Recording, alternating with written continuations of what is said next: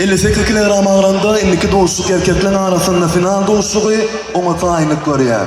Gıdılı geyimde Dövranov İlsap, on karşıdası Gök geyimde Koçmuradov Meylif tayinlik görüyor.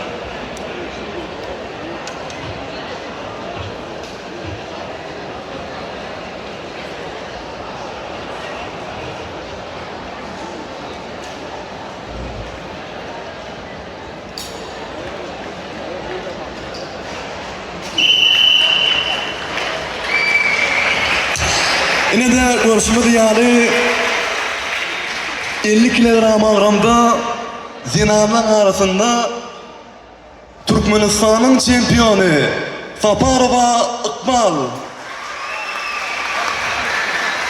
On karşılaşı geldiği bağıca ve ikinci olma münasip oldu.